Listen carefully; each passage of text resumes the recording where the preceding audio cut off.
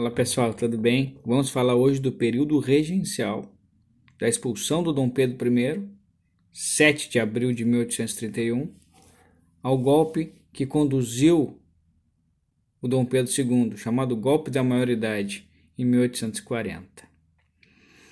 Esse período regencial foi intensamente turbulento, muitas rebeliões, muitas revoltas dentro da história brasileira, de norte a sul, balaiada, cabanagem no norte do país e no Rio Grande do Sul e Santa Catarina a Revolução Farroupilha, que se expandiu para Santa Catarina com a República Catarinense em 1839. Politicamente falando, nós temos um período comandado por uma regência trina, provisória e permanente, e a partir de 1834 uma regência una do Padre Feijó e depois do Pedro de Araújo Lima. O estopim para a expulsão do Dom Pedro foi a nomeação do Ministério dos Marqueses, isso no dia 5 de abril de 31.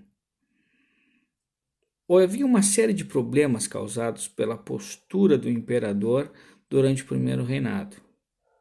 Aí tu tem a perda da província cisplatina com a formação do Uruguai, a revolta dos mercenários, a morte do Líbero Badaró, a queda do Carlos X na França, a Noite das Garrafadas e a nomeação do Ministério dos Marqueses, que foi o estopim para a sua expulsão, o que a historiografia chama de abdicação. A regência trina provisória foi formada porque, na ocasião da sua abdicação, da sua expulsão, o Congresso brasileiro estava de recesso. E isso aí durou aproximadamente 2 meses até a formação de uma regência trina permanente. Mas nós temos 3 medidas adotadas por essa regência trina provisória. Primeira, a nomeação do ministério formado pelos brasileiros. Depois, a expulsão dos estrangeiros do exército. E quando eu falo estrangeiros, eu estou me referindo aos portugueses, porque o exército brasileiro era um reduto restaurador. Depois, nós temos a anistia aos presos e aos inimigos do primeiro reinado. É formada a regência trina permanente, com o Luiz Alves de Lima e Silva, o Braulio Muniz, o José Carvalho. Uma das primeiras atitudes, lá em agosto de 1831, a formação da Guarda Nacional, a milícia cidadã, porque acima de 200 mil réis, tu podia participar da Guarda Nacional. Então era uma guarda mais elitizada. Isso aconteceu justamente para dar o prestígio e o poder para os coronéis e para rebaixar a segundo escalão, a segundo plano, o exército brasileiro. Isso é importante se comentar. Na época, o ministro da Justiça era o Padre Feijó, que depois veio a ser senador e posteriormente o regente uno. E lá em 32, quando o Padre Feijó ainda era ministro da Justiça, tu tens a Lei Diogo Feijó, proibindo o tráfico negreiro. É chamada Lei para Inglês Ver, porque não foi cumprida. Inclusive, o tráfico de escravos se intensifica na década de 1830 a 1840.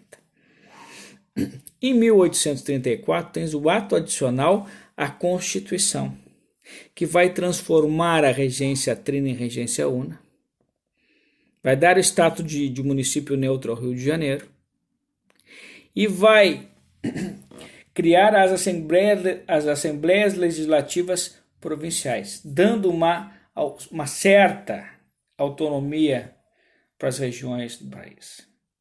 Mesmo que o presidente da província, que seria hoje uma espécie de governador, fosse nomeado pelo governo central. E vai ser justamente nesse ato adicional, nessa falsa autonomia para as províncias, que nós vamos ter as principais revoltas. E eu gostaria de destacar que de 1831 a 1840 é o principal período em que ocorreram revoltas. É o mais turbulento, é o mais agitado da história brasileira.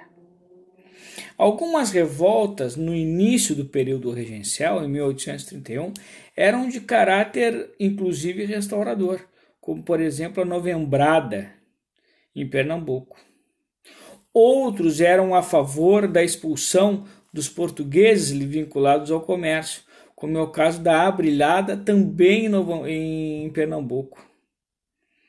Mas as revoltas que se caracterizaram mais de caráter contestatório, principalmente a partir de 34, foi a cabanagem no Grão-Pará, a balaiada no Maranhão, a sabinada na Bahia e a Guerra dos Farrapos no Rio Grande do Sul, que vai se expandir em 1839 para Santa Catarina.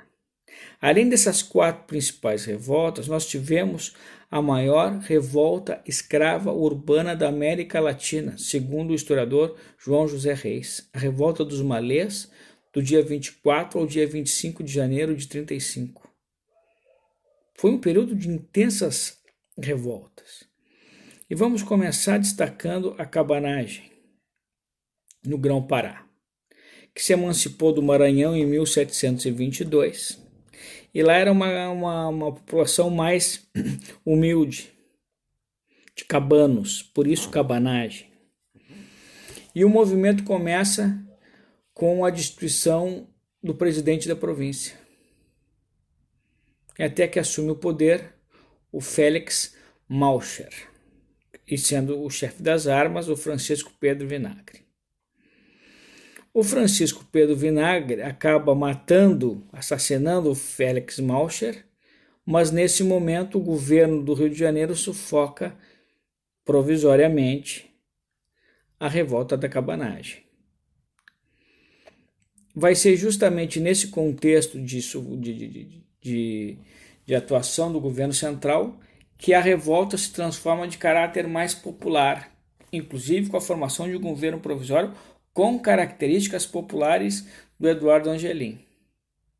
Essa revolta vai durar até 1840, onde nós temos justamente o fim, a atuação do governo central para sufocar essa rebelião.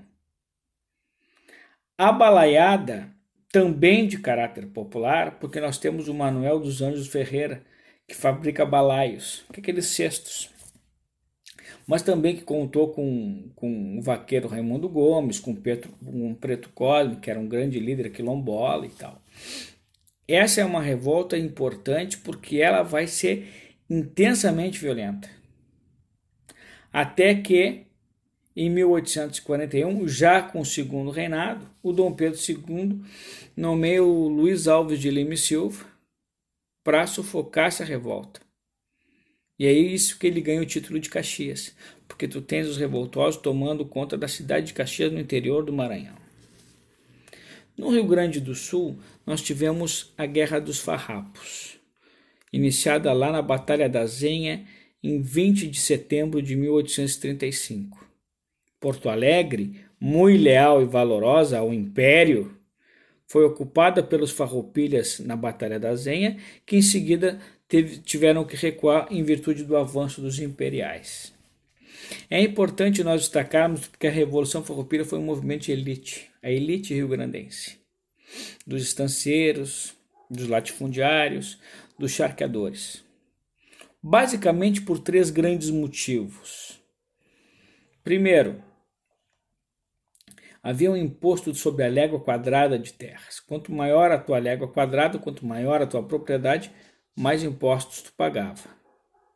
Segundo, pela nomeação do presidente da província.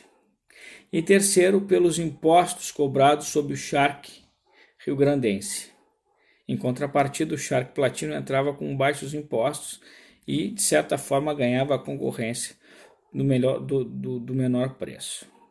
É importante nós destacarmos que essa política de sobretaxação do comércio interprovincial vem desde antes da independência, com a abertura dos portos às nações amigas. Para equilibrar as finanças do Brasil, os governos tiveram que sobretaxar os impostos interprovinciais. Um outro detalhe que é importante nós destacarmos, que é principalmente vinculado à questão da elite. Ele foi um movimento republicano, foi um movimento separatista, federalista, mas que não tinha uma característica abolicionista. Porque os estancieiros, os latifundiários, os encharqueadores utilizavam a mão de obra escravizada. Inclusive nós temos um episódio, que agora em seguida eu conto, sobre a traição de Porongos, no dia 14 de novembro de 1844. E é importante nós destacarmos também que, à medida em que a revolução vai ocorrendo, tu tens o deslocamento da capital rio-grandense para Piratini, de Piratini para Caçapava e de Caçapava para Alegrete. Foi um movimento separatista porque no dia 11 de setembro de 1836 ocorreu a Batalha do Ceival, a vitória dos Farroupilhas e a proclamação da República Rio-Grandense. Logo depois, em outubro, o Bento Gonçalves é preso porque eles são derrotados na Batalha da Ilha do Fanfa, conduzidos para o Rio de Janeiro e do Rio de Janeiro para Salvador, onde ele se reúne com Francisco Sabino e acaba influenciando a Sabinada, que é um movimento baiano. Queriam formar uma república até a maioridade do Dom Pedro II. A Sabinada foi um movimento mais limitado a Salvador. Quando ela vai se expandir em direção ao interior da Bahia, as forças imperiais sufocam o movimento. Por isso que os revoltosos baianos de 37 e 38 são chamados de farroupilhas baianos, porque a Revolução Farroupilha tinha uma influência muito forte. O grande temor dos farroupilhas era com a Marinha Imperial brasileira. Por isso que eles vão se deslocar cada vez mais para o interior do Rio Grande do Sul. E por isso que em 1839 eles vão proclamar uma república em Santa Catarina, a República Catarinense ou República Juliana, que em seguida, em março de 1840, já é sufocada. Eles precisavam de uma saída para o mar. Porque muitos, e é bem verdade, muito do que era produzido no Rio Grande do Sul passava via contrabando pelo Uruguai. Esse é um outro detalhe importante. Em 1840 é feito o golpe da maioridade, onde nós tivemos a nomeação do Luiz Alves de Lima e Silva, que veio pacificar o Rio Grande do Sul, de forma violenta, evidentemente. Mas tem um episódio que eu comentei agora há pouco, que marcou o fim da Revolução Farroupilha, que foi a Batalha de Porongos. O Cerro de Porongos, atualmente em Pinheiro Machado, havia os lanceiros negros, comandados pelo Teixeira Nunes. Na noite do dia 14 de novembro de 44, os lanceiros negros acampados em Porongos são retirados suas munições, são desencilhados os cavalos, isso tudo combinado com o Davi Canabarro e o Pedro Abreu, que era o chefe comandante dos imperiais.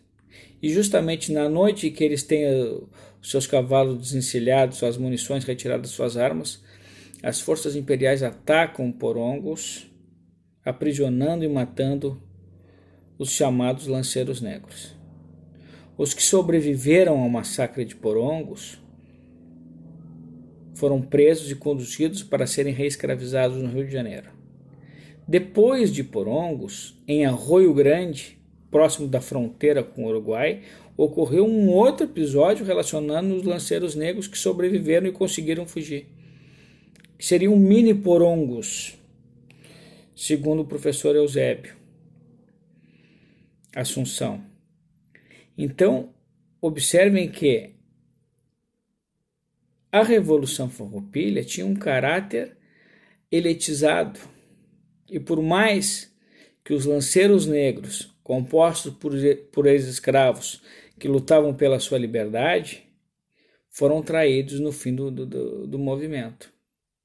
Em 1845, assinado a Paz de Poço Verde, onde é aceito as reivindicações dos farroupilhas, diminui-se um pouco sobre o charque platino, aliás, sobre o charque do Rio Grande do Sul, aumenta-se o charque platino, são promovidos muitos militares farroupilhas, porque o Rio Grande do Sul precisava ser pacificado em virtude do interesse do Brasil na região do Uruguai, onde havia dois partidos políticos, os blancos e os colorados. E nesse contexto, o Brasil apoiava os colorados e precisava intervir para tirar o presidente Uribe do Partido Branco.